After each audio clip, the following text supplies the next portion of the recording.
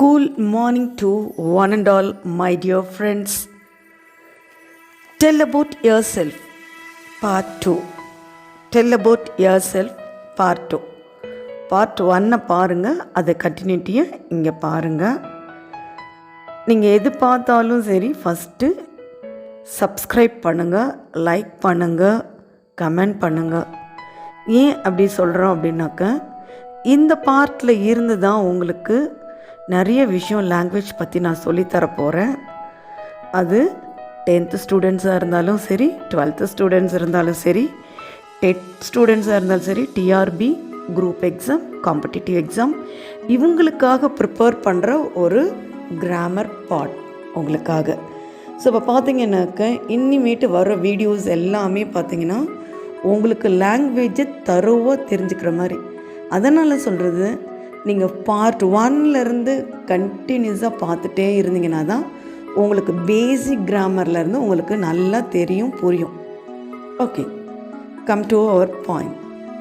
English அப்படின்னு சொல்லிட்டு பார்த்தீங்க அப்படின்னாக்கா, ஃபஸ்ட்டு எடுத்தோடனேயே ஆக்சுவலாக லாங்குவேஜ் அப்படின்னு சொன்னாக்கவே இட்ஸ் அ கம்யூனிகேஷன். மொழிகள், இந்த பரிமாற்றம் ஆகிறது தான் வந்துட்டு யூஸ் பண்ணுற ஒரு வேர்டு வந்து மொழி அப்படின்னும். இங்கிலீஷ் அப்படின்னும் போது ஆங்கில மொழி. இந்த ஆங்கில மொழியை நம்ம கம்யூனிகேட் பண்ணும்போது என்ன கம்யூனிகேட் பண்ணுறோம் அப்படின்னாக்க, நம்மளோட ஜாயாக இருக்கலாம், நம்மளோட சாரோவாக இருக்கலாம். இதுதான் நம்ம அன்றாட வாழ்க்கையில் நம்ம பேசுகின்ற ஒரு மொழி. இதை எப்படி நாம் பயன்படுத்தலாம் அப்படின்னு ஆக்சுவலாக ஃபஸ்ட்டு எடுத்த உடனே ஆரம்ப காலகட்டத்தில் என்ன இருந்தது லாங்குவேஜ் அப்படின்னு பார்த்தீங்கன்னாக்க, first and foremost Hebrew language தாங்க இருந்தது.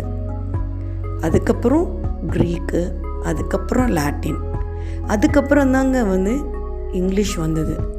இந்த இங்கிலீஷ் வந்தது அப்படின்னும் போது அது அடியில் இருந்தது. இன்றைக்கி எல்லாமே டெவலப்ட் ஆகி அது மேலே வரத்துக்குள்ளாட்டியுமே பார்த்திங்கனாக்க ரொம்ப கஷ்டப்பட்டு மேலே வந்தது. இன்றைக்கி அது குளோபலைஸ்டு லாங்குவேஜாக இருக்குது. இன்றைக்கி அதை பீட் பண்ணுறதுக்கு யாராலையும் முடியல. அப்போ பார்த்திங்கன்னா நீங்கள் எங்கே போனாலும் நீங்கள் சர்வைவ் ஆகலாம். உங்களுக்கு கம்யூனிகேஷன் ஸ்கில் மட்டும் திறமையாக இருந்துச்சுனாக்க நீங்கள் உலகத்தில் எங்கே நோக் அண்ட் கார்னர் போனாலும் சர்வைவ் ஆகலாம். இப்போ லாங்குவேஜ் அப்படின்னும்போது, ஆங்கிலம் அப்படின்னும் போது பேசிக் என்ன அப்படின்னு உடனே என்ன சொல்லுவாங்க, ஆல்ஃபபெட்டில் எத்தனை லெட்டர்ஸ் இருக்குது அப்படின்னு கேட்டோம்னாக்கா, ஆல்ஃபபெட்டில் 26 லெட்டர்ஸ் இருக்குது அப்படின்னு சொல்லுவாங்க. அப்படி இல்லைங்க, ஒரே ஒரு ஆல்ஃபபெட், அந்த ஒரு ஆல்ஃபபெட்டில் 26 சிம்பிள்ஸ் இருக்குதுங்க. ஏன்றது ஒரு சிம்பிள், பீன்றது ஒரு சிம்பிள். இதை பற்றி நம்ம படிக்கும்போது தான் லிங்குவிஸ்டிக்ஸ் அண்ட் ஃபோனட்டிக்ஸ் அப்படின்னு சொல்லுவாங்க. ஸோ அப்போ பேசுகிறது பார்த்திங்கனாக்கா, அந்த லாங்குவேஜ் பேசுகிறது இந்த லிங்குவிஸ்டிக்ஸ், அதை ப்ரொனவுன்ஸ் பண்ணி அதை கேட்குறது ஃபோனட்டிக்ஸ் அப்படின்னு சொல்லுவாங்க. அப்போது இந்த 26 லெட்டரை ரெண்டாக நம்ம காமனாக இப்போதைக்கு பிரிச்சுக்கலாம். அதில் 3 இருக்கும், அது தேவையில்லை. இப்போது 2ஆக மட்டும் பிரிச்சுக்கலாம். அது வவல்ஸ் அண்ட் கன்சனன்ட்ஸ். இப்போ நீங்கள் பார்த்தீங்கன்னாக்கா அந்த 26 லெட்டர்ஸில் ஒன்றும் இல்லை, நீங்கள் லெஃப்ட் ஹேண்டை எடுத்து அந்த ஆள்காட்டி விரலை எடுத்து தொண்டையில் வச்சு அப்படியே ஏபிசிடி எல்லாம் சொல்லிட்டு வாங்க. அந்த ஜெட்டு வரைக்கும் சொல்லும்போது இந்த தொண்டையில் கரகரன்னு அந்த இடத்துல ஜக் வருது அப்படின்னு சொன்னாக்க அங்கே வவல்ஸ் வரும். AEIOU. இந்த AEIOUவை தான் உயிர் எழுத்து அப்படின்னு சொல்லுவாங்க. அதான் நீங்கள் பார்த்தீங்கன்னாக்கா லாங்குவேஜ் படிக்கும்போது இந்த ABC 26 லெட்டர்ஸை நீங்கள் சொல்லும்போது நீங்கள் ஒவ்வொரு லெட்டரையும் நீங்கள் அனலைஸ் பண்ணி பார்க்கணும். இந்த ஒவ்வொரு லெட்டரையும் நான் ஏன் சொல்கிறேன் அப்படின்னாக்கா, லாங்குவேஜை நீங்கள் பேசும்போது நாளைக்கு இதெல்லாம் அசைவு இருக்கும். அந்த அசைவை நீங்கள் தெரிஞ்சுக்கணும். என்ன அப்படின்னாக்க, மூக்கிலிருந்து எந்த லெட்டர் பேசுகிறோம், அப்போ பார்த்தீங்கன்னா லிப்ஸில் எந்த லெட்டர் நம்ம பேசுகிறோம், அப்போ டங்லேருந்து எந்த லெட்டர் வருது, அப்போ டங் மேலே அப்பர் பிளேட்டை எது தொடுது, அப்போ அப்பர் லிப்ஸு லோவர் டீத் எதை தொடுது, அதுக்குள்ள தொண்டையிலிருந்து எப்படி வருது, வாயில் சொல்லும்போது எந்த லெட்டர் வந்து காற்று வெளியில் வருது, எந்த லெட்டருக்கு நாம் தம் பிடிச்சி பேசுகிறோம் அப்படின்னு சொல்லிட்டு பாருங்கள். எந்த லெட்டர் அந்த லங்ஸிலேருந்து மேலே வருது. அப்போ லாங்குவேஜ் அப்படின்னு சொல்லும்போது இது வந்து ஃபுல்லுமே சுவாசம். அப்போ மூக்கில் இருந்து தொண்டையிலேருந்து லங்ஸ் வரைக்கும் போகுதுங்க. இதை நீங்கள் பேசிக்காக தெரிஞ்சுக்கணுங்க. இப்போ இதெல்லாம் பேசிக்காக தெரியணுன்னா அந்த லாங்குவேஜை வந்துட்டு ரெண்டாக பிரிக்கலாம். இந்த ரெண்டு அப்படின்னு என்னன்னு பார்த்தீங்கன்னாக்க, அது ஒன்று லிசனிங் அண்ட் ஸ்பீக்கிங், ரெண்டாவது ரீடிங் அண்ட் ரைட்டிங்.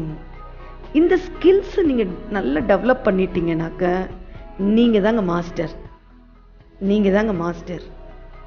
அந்த listening and speaking, reading and writing. இங்கே லிசனிங் அண்ட் ஸ்பீக்கிங் அப்படின்னு சொல்லிட்டு பார்க்கும்போது, லிசனிங் அண்ட் ஸ்பீக்கிங்க்கு பார்க்கும்போது லிசனிங் என்ன அப்படின்னும் போது காது கொடுத்து கேட்குறது. காது கொடுத்து கேட்குற போது ஒரு குழந்தைகிட்ட நீங்கள் சொல்லித்தரும்போது எடுத்தோன்னே நோட்டை கொடுத்து ஆப்பிள்னு எழுதுன்னு சொல்ல மாட்டோம். நம்ம ஃபஸ்ட்டு சொல்லித்தரது வந்துட்டு அப்பா சொல்லு, அம்மா சொல்லு அப்படின்னு நம்ம சொல்கிறோம். நம்ம அப்போ பார்த்தீங்கன்னாக்கா அது நம்ம அந்த பொண்ணு அந்த குழந்தை காதில் கேட்டுட்டு அது பேசுது. அப்போ வந்துட்டு லிசனிங் அண்ட் ஸ்பீக்கிங், அது பேசுது.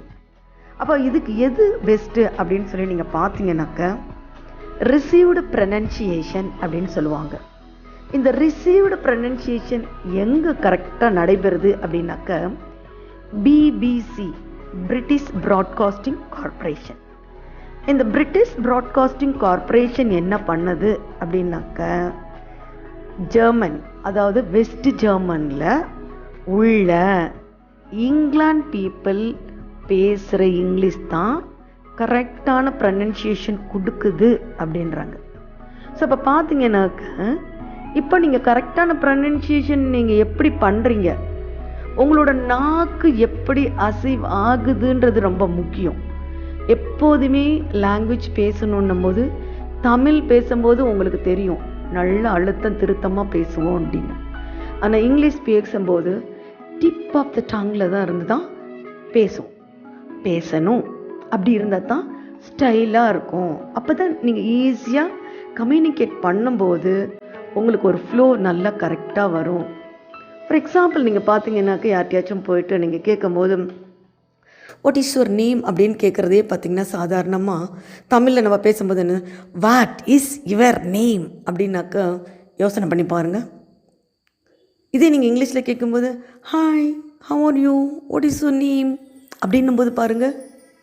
அப்போது நீங்கள் வந்துட்டு அந்த வாய்ஸ், அந்த பேலன்ஸ், அந்த டங் எப்படி அது டைட்டாக இருக்குது, எப்படி லூஸாக இருக்குது, இதை புரிஞ்சுக்கணுங்க.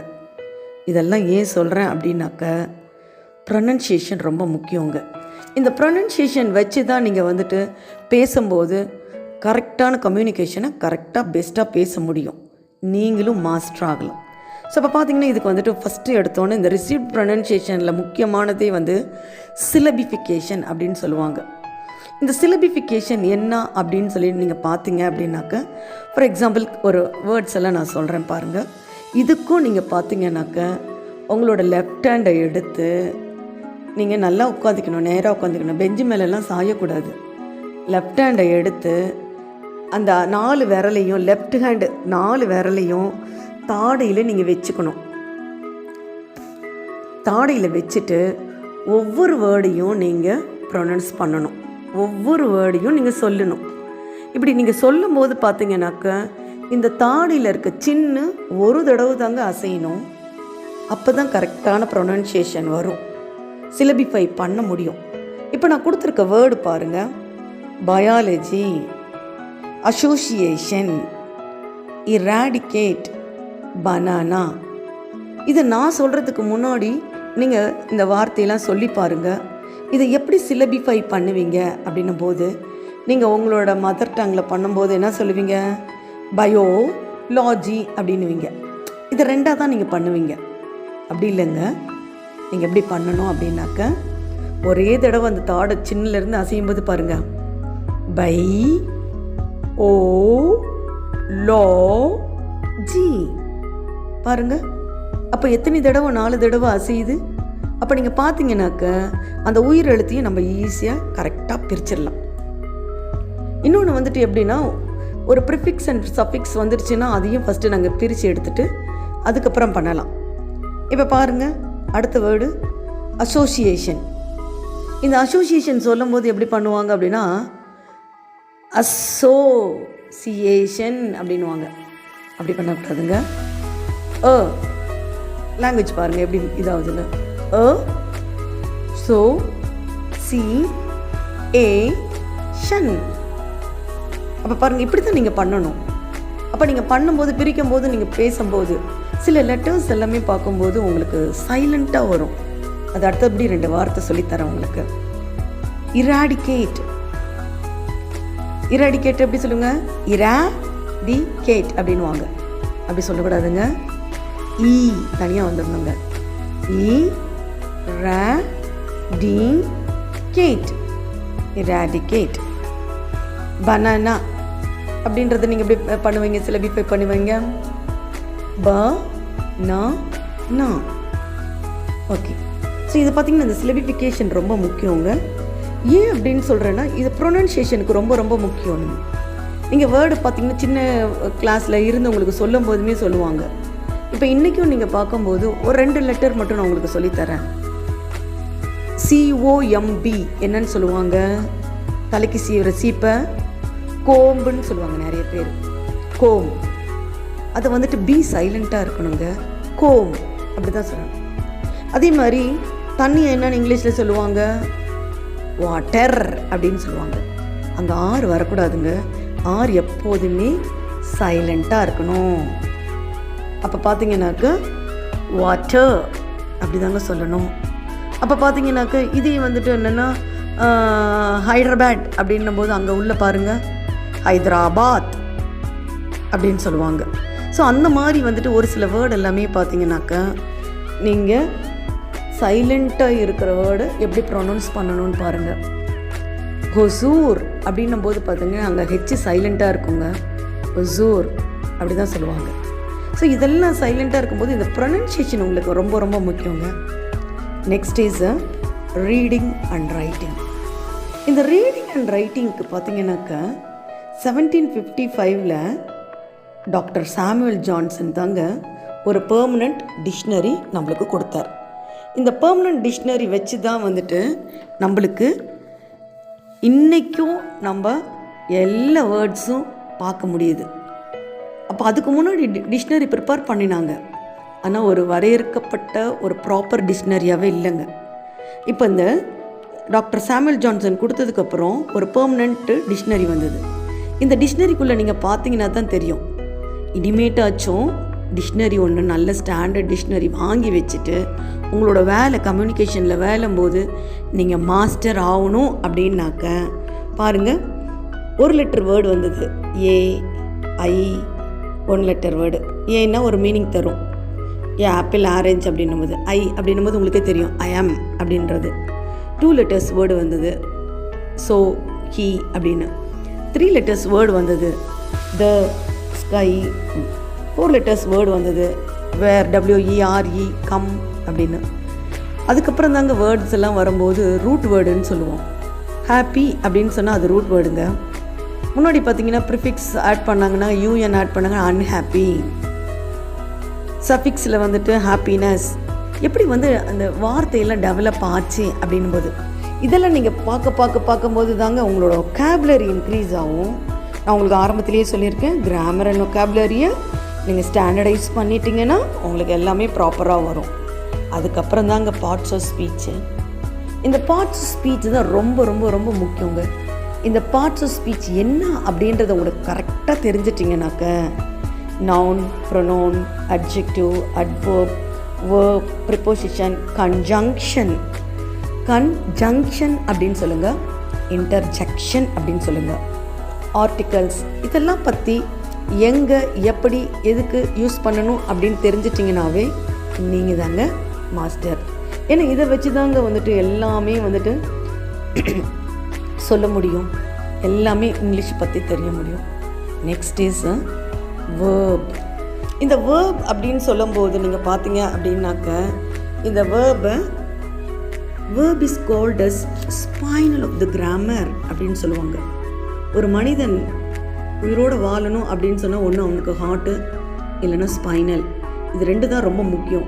இல்லைன்னா அவனால் உயிர் வாழ முடியாது. அதே மாதிரி தாங்க கிராமர், நீங்கள் ஹார்ட்டாக எடுத்துக்கலாம் இல்லைன்னா ஸ்பைனல் கோடாக எடுத்துக்கலாம். ஸோ இது இருந்துச்சுன்னா, இது தெரிஞ்சிச்சுன்னா இதை வந்துட்டு நீங்கள் தான் மறுபடியும் சொல்கிறேன், நீங்கள் தான் மாஸ்டர். ஸோ இந்த பேசிக்காக பார்க்கும்போது இந்த வேர்பில் தான் நீங்கள் மிஸ்டேக் பண்ணுவீங்க. இந்த வேர்பை வச்சு தாங்க எல்லாமே வருது. டென்ஸும் வேர்பை வச்சு தாங்க வரும், ஆக்டிவ் வாய்ஸ் பேசிவ் வாய்ஸ் இதை வச்சு தாங்க வரும், டைரக்ட் அண்ட் இன்டைரக்ட் இதை வச்சு தாங்க வரும், சிம்பிள் காம்பவுண்ட் காம்ப்ளெக்ஸ் இதை வச்சு தாங்க வரும், சென்டென்ஸ் பேட்டர்னும் இதை வச்சு தாங்க வரும், டைரக்ட் அண்ட் இன்டைரக்டும் இதை வச்சு தாங்க வரும். அதனால் இந்த வேர்பை சரிவர தெரிஞ்சுக்கோங்க. இந்த ஃபஸ்ட் அண்ட் பேசிக் கிராமரில் பார்க்கும்போது வேர்பு தாங்க ரொம்ப முக்கியம். இந்த வேர்பை நம்ம பிரித்தோம் அப்படின்னாக்க ரெண்டாக பிரிச்சுக்கிட்டே போகலாங்க. அதில் பார்த்தீங்கன்னாக்க ப்ரைமரி வேர்ப், இந்த ப்ரைமரி வேர்ப்ஸ் அப்படின்னு சொல்லிட்டு பார்த்தீங்கன்னா இது டிஆர்பி டெட்டில் எல்லாத்துலேயும் கேட்குற வேண்டிய கேள்விங்க கேட்டிருக்காங்க. ஸோ ப்ரைமரி வேர்ப்ஸ் இதை வந்து ப்ரைமரி ஆக்சிலரிஸ் அப்படின்னு சொல்லுவாங்க. இதை வந்துட்டு என்னென்னா 24 வேர்ப்ஸ் இருக்குங்க. இதை கண்டிப்பாக நீங்கள் மனப்பாடம் பண்ணிவிடுங்க. இது எல்லாம் என்ன பின்னாடி நம்ம எப்படி எங்கே யூஸ் பண்ணுறோன்றத உங்களுக்கு தெளிவாக நான் சொல்லித்தரேன். நான் be form verb am, is, or, was, were. Do form do, does, did. Have form word have, has, had. Models 9 main models: can, could, shall, should, will, would, may, might, must. 4 quasi models. இது quasi modelனு சொல்லுவாங்க, இல்லைன்னா semi மாடல்ஸ்ன்னு சொல்லுவாங்க. ought to, oughட்டுக்கு பக்கத்தில் to போடணும், ரொம்ப முக்கியம். ought to, used to, இது ரெண்டுமே ரொம்ப முக்கியம். இது oughட்டுக்கும் usedக்கும் to போடணும். dare, need, இது தாங்கங்க, இதுதான் ப்ரைமரி வேர்ப். இப்போ வந்துட்டு எல்லாமே இந்த வேர்ப்ஸ் எல்லாமே பார்த்திங்கன்னா இது மெயின் வேர்பாகவும் இருக்கும், சப்போர்ட்டிங் வேர்பாகவும் இருக்கும். இது மெயின் வேர்பாகவும் ஆக்ட் ஆகும், சப்போர்ட்டிங் வேர்பாகவும் ஆக்ட் ஆகும். இதை நான் திரும்ப பின்னாடி சொல்லித்தரேன். அடுத்து அப்படி மெயின் வேர்ப். இந்த மெயின் வேர்பை ரொம்ப ரெண்டாக பிரிச்சுக்கலாம் நீங்கள். என்ன அப்படின்னா strong verb, week verb. Strong verb என்ன, வீக் வேர்ப் என்ன அப்படின்றதும் நான் அப்புறம் சொல்லித்தரேன். Regular verb, irregular verb, transitive verb, intransitive verb. So இப்போ பார்த்தீங்கன்னாக்க இந்த வேர்பை பற்றி உங்களுக்கு ஒவ்வொன்றும் தனித்தனியாக சொல்லித்தரேன். இது வரைக்கும் உங்களுக்கு சொல்லிக் கொடுத்த வேர்ப்ஸை பற்றியும் இதெல்லாம் தெரிஞ்சிருக்கும்னு நினைக்கிறேன். இதை மனப்பாடம் பண்ணிக்கோங்க. மறுபடியும் திரும்ப சொல்கிறேன், லிசனிங் அண்ட் ஸ்பீக்கிங் ரொம்ப முக்கியம், ரீடிங் அண்ட் ரைட்டிங் ரொம்ப முக்கியம். டெய்லி ரீடிங் அண்ட் ரைட்டிங் பார்க்கும்போது, ரீட் பண்ணும்போது ஒரு நியூஸ் பேப்பர் இருக்குதோ பாருங்கள், உங்கள் வீட்டில் வந்துட்டு first standard second standard book இருந்தால் கூட அதை எடுத்து நீங்கள் ரீட் பண்ணுங்கள். அப்போ வந்துட்டு உங்களுக்கு தெரியும். அப்போ ப்ரொனன்சியேஷன் எப்படி கரெக்டாக ப்ரொனன்ஸ் பண்ணினீங்க, எப்படி உங்களோட டங்கை ட்விஸ்ட் பண்ணினீங்க அப்படின்னு சொல்லிட்டு உங்களுக்கு தெரியும். உங்களுக்கு டங் ட்விஸ்டர் கூட உங்களுக்கு நான் சொல்லித்தரேன். நான் எப்படி நீங்கள் டங் ட்விஸ்ட் பண்ணிக்கலாம், டங் ட்விஸ்டர் பண்ணிக்கலாம் அப்படின்றது உங்களுக்கு சொல்லித்தரேன். இது வரைக்கும் சொல்லி கொடுத்ததெல்லாம் உங்களுக்கு புரியும். மறுபடியும் வந்துட்டு இதே கிராமர் பார்ட் எல்லாமே டெல் அபவுட் யுவர் செல்ஃப்லேயே தாங்க நான் வைக்க போகிறேன். நான் இது பார்ட் 2ங்க. பார்ட் 3ல் அடுத்த கிராமர் பார்ட் உங்களுக்கு பார்க்கலாங்க. Thank you my dear friends.